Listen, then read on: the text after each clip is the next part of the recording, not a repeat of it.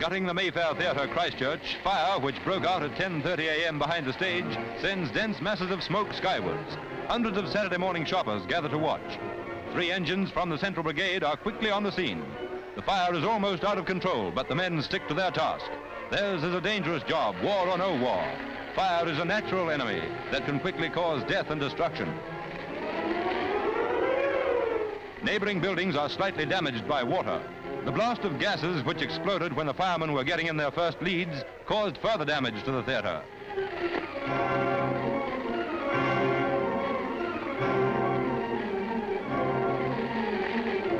Inside the theatre, greatest damage is done to interior fittings. The fire spread along walls and ceiling and sent steelwork crashing onto the seats below. After an hour's battle, further damage is prevented thanks to men whose service to the community is doubly great in wartime.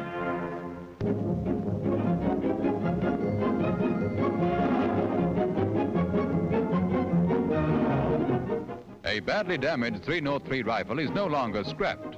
Every good 7 inches of old barrel is the foundation of a new gun, the Sten Light Automatic.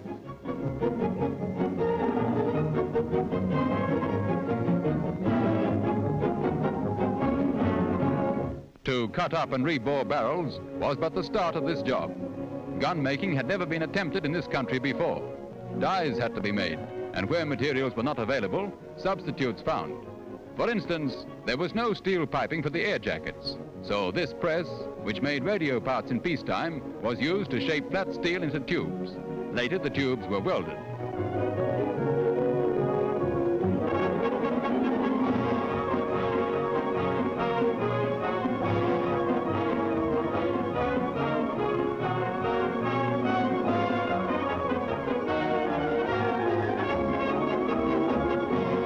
So New Zealand brains and hands fashioned the Sten gun, improvising and improving.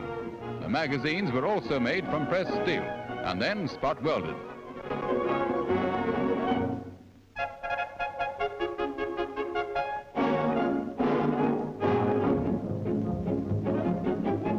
The last stage in the manufacture is the blacking process. Here the parts are boiled in a caustic solution to prevent rust.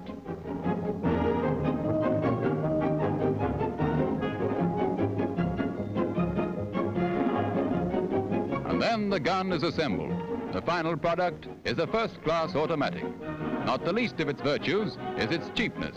7 Stens can be made for the price of 1 Tommy gun. We are making them by the 100. We are making them by the 1,000. Before being issued, each rifle is tested. On a 25-yard range, Army inspectors try them out. Here's the test of accuracy. 30 bullets went through this hole. And this was a block of wood, 9 inches long, that went behind the target. Looking at it from all ways, the Sten is a great job. To make it presented countless difficulties. It was made, and its excellence comes from New Zealand ingenuity and skill.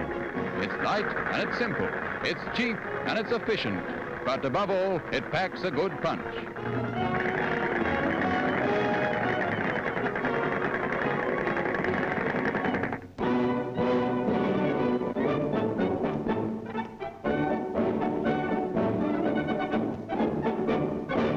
In the government shipbuilding yard on the Auckland waterfront, the finishing touches are being made to a fleet of 8 motor towboats built for the United States Pacific Forces.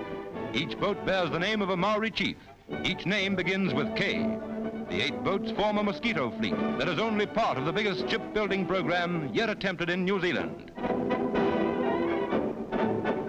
War has brought new life to an industry that was dying. First, we built minesweepers and torpedo boats for our own Navy. Today, these K-boats are ready for launching and ready for delivery to the Pacific Command.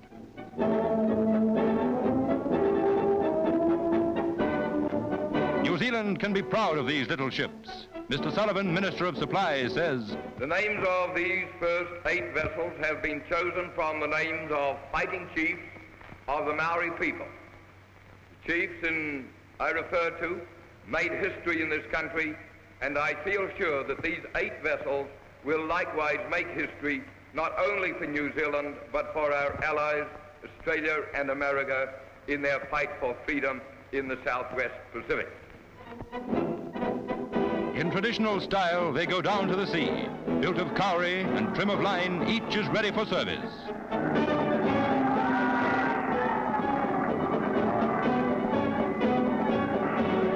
Only 45 feet in length, but driven by high-powered diesel engines, they're stout and they're strong. Evidence of the skill and resource of New Zealanders who built them. Launching 8 ships of any size in any place is an important event.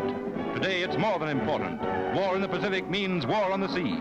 These ships are part of our contribution towards winning that war. They mark a further stage in cooperation between New Zealand and America. Here goes the last of the line, but it's not the last ship that'll be built.